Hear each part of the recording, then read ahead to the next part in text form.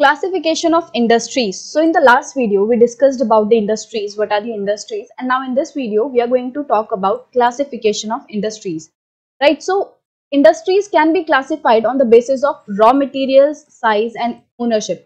तो industries को हम तीन basis में divide करते हैं कि हम तीन नजरियों से check करते हैं कि industry जो है वो किस किस तरह की हो सकती है। तो रॉ मटेरियल के बेसिस पर हम चेक करेंगे कि हम इंडस्ट्रीज को कितने टाइप्स में बांट सकते हैं। ऐसे ही साइज एंड ओनरशिप के नजरिए से हम देखेंगे कि इंडस्ट्रीज कितने तरह की हो सकती हैं। अभी जो बेसिस हैं इसको आप ऐसे समझ सकते हो, जैसे आपकी क्लास में कोई अगर हम बेसिस रखें हाइट का, तो कुछ जो स्टूडेंट है अलग सेट ऑफ स्टूडेंट्स जो है वो निकल कर आएंगे फर्स्ट सेकंड थर्ड में कि सबसे लंबा कौन है, फिर उससे छोटा, राइट।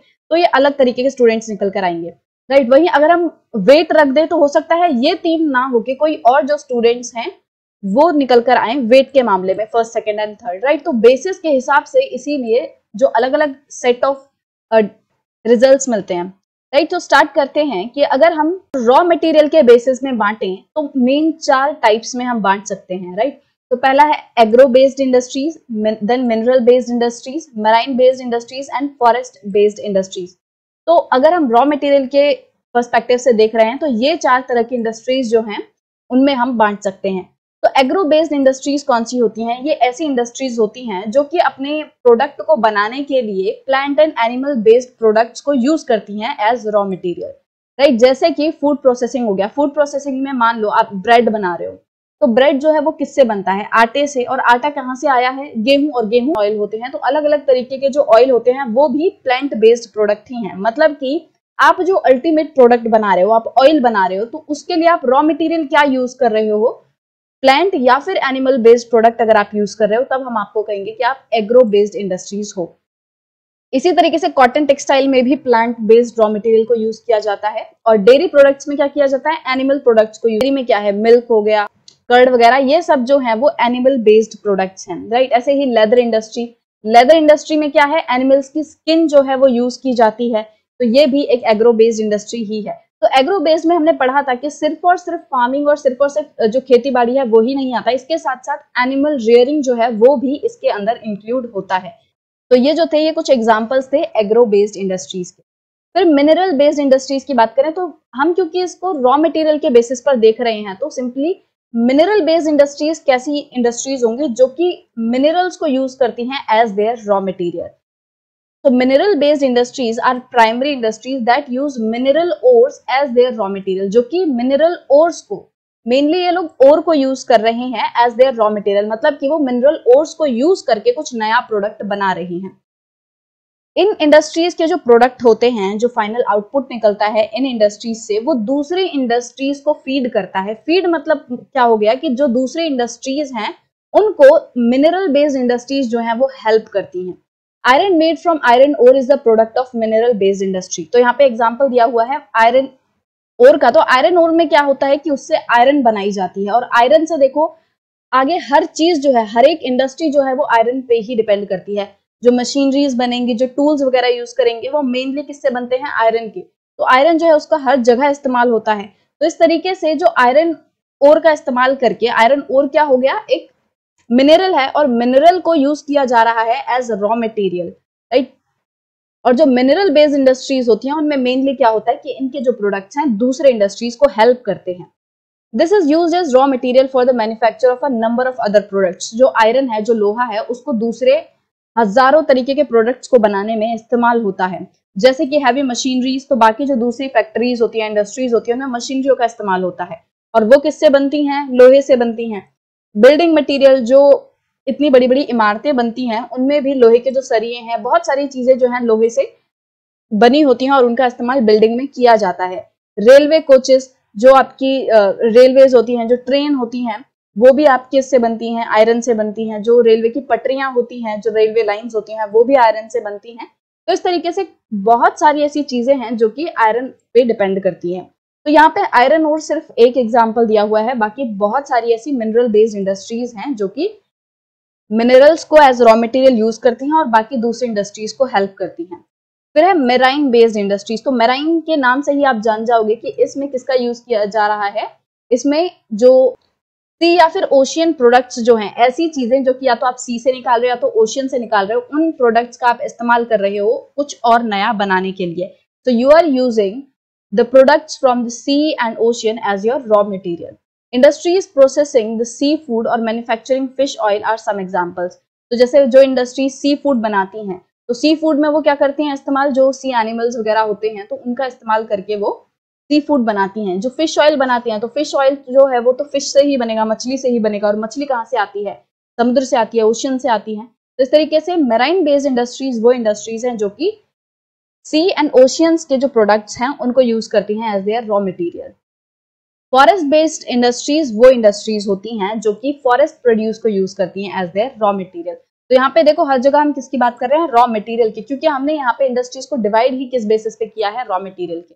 तो फॉरेस्ट बेस्ड इंडस्ट्रीज कौन सी इंडस्ट्रीज हो गई, जो कि ऐसे प्रोडक्ट्स का यूज करती हैं एज देयर रॉ मटेरियल जो कि जंगलों से निकल कर आए हैं। The industries associated with the forest are pulp and paper, pharmaceutical, furniture and building. तो जो पल्प एंड पेपर इंडस्ट्रीज हैं उसमें क्या होता है कि पेड़ों को काटा जाता है, और पेड़ जो हैं एक साथ घने घने जंगलों से काटे जाते हैं एक बहुत ही बड़े लेवल पे। तो इस तरीके से ये एक फॉरेस्ट बेस्ड इंडस्ट्री हो गई। फार्मास्यूटिकल्स, बहुत सारी ऐसी जड़ी बूटियां हैं, पेड़ पौधे हैं जो कि दवाइयों में काम आते हैं, तो उनको भी फॉरेस्ट से ही कलेक्ट किया जाता है। फर्नीचर के लिए जो लकड़ियां आती हैं, बिल्डिंग के लिए काफी सारे मटेरियल्स हैं, लकड़ी वगैरह हैं, वो भी फॉरेस्ट से ही आती हैं। तो इसमें आपको रट्टा लगाने की जरूरत नहीं है, इनके जो नेम है उसी में आपको पूरी डेफिनेशन मिल जाएगी। एग्रो मीन्स जो एग्रीकल्चर से रिलेटेड है, ऐसी इंडस्ट्रीज जिसमें कि एग्रीकल्चर से रिलेटेड जो प्रोडक्ट्स है उनको यूज किया जा रहा है एज अ रॉ मटेरियल कुछ और बनाने के लिए। वही जो मिनरल बेस्ड है उसमें मिनरल्स का यूज किया जा रहा है एज रॉ मटेरियल, और मेराइन बेस्ड में जो मेराइन प्रोडक्ट्स हैं, मतलब कि जो सी एंड ओशन से आपको मिल रहे हैं प्रोडक्ट्स, और फॉरेस्ट बेस्ड इंडस्ट्रीज ऐसी इंडस्ट्रीज है जो कि फॉरेस्ट प्रोडक्ट्स को रॉ मटेरियल की तरह यूज कर रहे हैं कुछ नया बनाने के लिए। अब बात करते हैं साइज के बेसिस पर, कि अगर हम साइज के बेसिस पे बात करें तो हम कितने टाइप्स में इंडस्ट्रीज को बांट सकते हैं। तो साइज का मतलब क्या हुआ, it refers to the amount of capital invested, number of people employed and the volume of production. तो साइज का मतलब क्या हुआ, साइज का मतलब ये है कि उस पर्टिकुलर इंडस्ट्री में कितनी कैपिटल इन्वेस्टेड है। कैपिटल को अगर हम मोटे मोटे तौर पे बोलें कि कितना पैसा लगाया गया है उस इंडस्ट्री में, कितने लोग जो हैं उस इंडस्ट्री में काम कर रहे हैं, और वॉल्यूम ऑफ प्रोडक्शन कि आप कितने लेवल पर प्रोडक्शन कर रहे हो, जो सामान है वो बना रहे हो। तो इस बेसिस पर हमने इंडस्ट्रीज को डिवाइड किया है into small scale and large scale industries. Cottage or household industries are a type of small scale industries where the products are manufactured by hand by the artisans। तो क्योंकि यहाँ पे दो कैटेगरीज में हमने बांटा हुआ है, स्मॉल स्केल जो है पहला है और दूसरा है लार्ज स्केल। तो स्मॉल स्केल से आपको पता चल रहा है कि इसमें ऐसी इंडस्ट्रीज हैं जिनमें कि हर काम जो है वो छोटे लेवल पे किया जा रहा है, उसमें कैपिटल इन्वेस्टेड जो है वो कम है, नंबर ऑफ पीपल एम्प्लॉयड है वो भी कम है, और वॉल्यूम ऑफ प्रोडक्शन जो है वो भी कम है। तो जो कॉटेज और हाउसहोल्ड इंडस्ट्रीज होती है, कॉटेज और हाउसहोल्ड इंडस्ट्री मतलब कि कई बार जैसे आपने सुना होगा कि दिल्ली में हर घर में फैक्ट्री है, तो उसमें क्या होता है कि ऐसे कोई बड़ी बड़ी जो बिल्डिंग है उनमें कुछ काम नहीं चल रहा, सबने अपने अपने घरों में कुछ ना कुछ थोड़ा बहुत काम खोला हुआ है, राइट। तो हाउस होल्ड इंडस्ट्रीज का मतलब वही है कि जब लोग घरों में ही कुछ ना कुछ प्रोड्यूस कर रहे हैं, उन्होंने छोटी छोटी फैक्ट्रियां अपने घरों में लगाई हुई हैं। तो इस तरीके से ये जो इंडस्ट्रीज हैं, जो cottage and house hold industries है, ये स्मॉल स्केल इंडस्ट्रीज है, क्योंकि इनमें ज्यादा पैसा भी इन्वेस्ट नहीं होता, ज्यादा लोग भी इनमें काम नहीं करते, और जो प्रोड्यूस होता है प्रोडक्ट वो भी बहुत बड़े लेवल पे नहीं होता। तो इनमें ज्यादातर जो प्रोडक्ट्स होते हैं वो बाय हैंड प्रोड्यूस किए जाते हैं, लोग अपने हाथों से इन कामों को करते हैं, और जो करने वाले लोग होते हैं वो आर्टिशंस कहलाते हैं, उन्हें हम आर्टिशंस कहते हैं, राइट। अब एग्जांपल देख ले कि हम cottage and house hold industry में किस तरीके के काम होते हैं, जैसे बास्केट वीविंग। तो जैसे बांस के जो पंटियां होती हैं उनसे क्या किया जाता है, बास्केट बनाई जाती है, मतलब ऐसे छोटी छोटी स्ट्रिप्स जो हैं वो बैम्बू की काटी जाती हैं और फिर उनसे बास्केट, हैट्स ये सब बनाई जाती हैं। तो वो हाथों से ही किया जाता है, और लोग जो है, जैसे आप नॉर्थ ईस्ट वाली तरफ देखोगे तो ये आपको बहुत ही बड़े लेवल पे दिखेगा, और लोग जो है ये काम अपने घरों में अपने हाथों से ही करते हैं। पॉटरी मतलब कि जो आप मटके वगैरह बनाते हो, और अदर हैंडीक्राफ्ट, हैंडीक्राफ्ट मतलब जैसे कोई कपड़ा वगैरह बुन रहा है, कोई दूसरे काम कर रहा है, हाथ से कुछ बना रहा है, कोई डेकोरेटिव प्रोडक्ट्स वगैरह है, कुछ वो बना रहा है। तो ये सभी चीजें जो हैं ये एग्जाम्पल हैं cottage and house hold industry के। अब नाम से ही पता है कि स्मॉल स्केल इंडस्ट्रीज जो है ये लेस अमाउंट ऑफ कैपिटल, मतलब कि इनमें पैसा इन्वेस्टेड कम होता है, मैंने बता दिया आपको। टेक्नोलॉजी जो होती है इसमें भी कंपैरेटिवली कम लेवल की यूज की जाती है, कि बहुत ही ज्यादा हाई लेवल की टेक्नोलॉजी इसमें नहीं यूज की जाती, थोड़ी बहुत जो मशीनरी है, थोड़ी बहुत टेक्नोलॉजी यूज की जाती है। तो लार्ज स्केल इंडस्ट्रीज होती हैं उनमें बहुत ही बड़े, बहुत ही एडवांस लेवल की टेक्नोलॉजीज होती हैं, बट स्मॉल स्केल में ऐसा नहीं होता। और स्मॉल स्केल में जो अमाउंट ऑफ प्रोडक्शन है, मतलब कि कितनी क्वांटिटी में आप जो प्रोडक्ट है उसको प्रोड्यूस कर रहे हो, वो भी कम होता है। अब investment of capital is higher and the technology used is superior in large scale industries. तो जो लार्ज स्केल इंडस्ट्री है उसमें क्या किया जाता है, इन्वेस्टमेंट बहुत ज्यादा होती है, मतलब कैपिटल इन्वेस्टेड की जो अमाउंट है, जो पैसा है, वो बहुत ही ज्यादा लगाया जाता है। इसमें जो टेक्नोलॉजी है वो भी एडवांस लेवल की यूज की जाती है, बड़ी बड़ी मशीनें होती हैं, बहुत सारे लोग इसमें इन्वॉल्व रहते हैं, बहुत सारे लोग जो हैं वो काम करते हैं इसमें, और जो प्रोडक्शन होती है क्वांटिटी में वो भी बहुत ज्यादा होती है। Silk weaving and food processing industries are small scale industries. Production of automobiles and heavy machinery are large scale industries. तो इसमें एग्जांपल दिए हुए हैं दोनों की ही। स्मॉल स्केल इंडस्ट्रीज कैसी हो गई, जैसे कि सिल्क वीविंग हो गई। इसमें क्या किया जाता है, सिल्क वीविंग में अपने घरों में ही थोड़ी मशीनें लगा लेते हैं जिससे कि वो सिल्क के जो धागा होता है उससे कपड़ा बुनते हैं, जैसे कॉटन के धागे से लोग कपड़ा बुनते हैं, तो उसी तरीके से सिल्क वीविंग हो गया। जो कॉटन वीविंग होता है वो भी एक स्मॉल स्केल इंडस्ट्री का ही हो गया, क्योंकि बहुत सारे लोग जो है अपने घरों में ही हैंडलूम्स वगैरह लगा के रखते हैं और उससे वो कपड़ा बनाते हैं। ठीक है। फूड प्रोसेसिंग इंडस्ट्रीज, बहुत सारे लोग अपने घरों में ही छोटा मोटा बिजनेस चलाते हैं, जैसे अचार वगैरह का हो गया, या फिर कुछ भी जो बेकरी वगैरह से ही लोग सप्लाई करते हैं, तो वो क्या करते हैं, छोटे लेवल पे काम हो रहा होता है, तो वो स्मॉल स्केल इंडस्ट्री है। वहीं जो प्रोडक्शन ऑफ ऑटोमोबाइल है, जहाँ पे ऑटोमोबाइल्स बनते हैं, बड़ी बड़ी गाड़ियां बनती हैं, कार बनते हैं, स्कूटर्स बन रहे हैं, ये सब क्या है, ये बहुत ही बड़े लेवल पे प्रोडक्शन करते हैं, बहुत ही ज्यादा अमाउंट इनमें लगता है, लोग भी इनमें ज्यादा एम्प्लॉयड रहते हैं। तो ये क्या है, एग्जाम्पल लार्ज स्केल इंडस्ट्री का। और हैवी मशीनरी क्या है कि जैसे जो फैक्ट्रीज में मशीनें लगती हैं वो भी तो कहीं ना कहीं से बन के आती है ना, तो जिन फैक्ट्रीज में हैवी मशीन बनती हैं वो भी क्या हुई, एक लार्ज स्केल इंडस्ट्री का एग्जाम्पल हुई।